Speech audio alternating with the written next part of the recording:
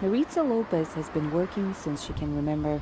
She lived in a small one-bedroom with 9 relatives. Often, she would help her mom clean houses.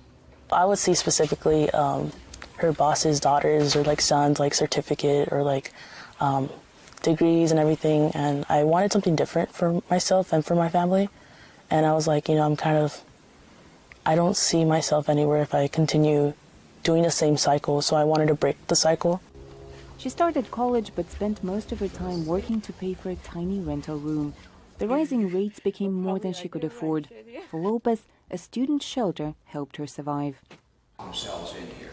Reverend Eric Schaefer, senior pastor at the Mount Olive Lutheran Church, joined forces with UCLA graduates and opened the student shelter in 2016.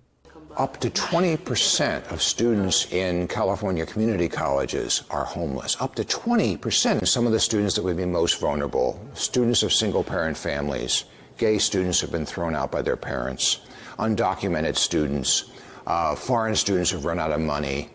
Before coming to the shelter, some students lived in cars, libraries, or in camping tents on sidewalks. So our students, even in these prestigious colleges like UCLA and USC, they scrape together enough money through scholarships and loans and moms and dads to get to school. They have enough to pay their tuition, but not enough to pay for a place to stay. The shelter can accommodate 10 students from the age of 18 to 24. They can stay there from 7 p.m. to 7 a.m. They have a shower, a room to study, and volunteers cook dinner each night.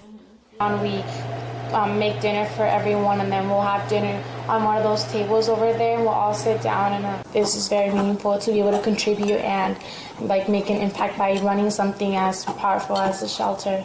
The students can stay through the academic year, and the shelter helps them with their first payment on an apartment or shared house.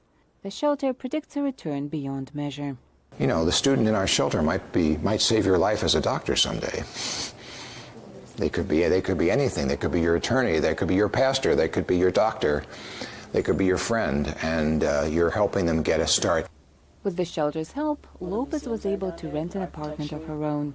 She says a lot of students who find themselves in a difficult situation feel ashamed, but she doesn't. The first in her family to get a college degree, Lopez says she's simply grateful for a chance she would not have gotten otherwise. For Angelina Bagdasaryan in Los Angeles, Anna Rice VOA News.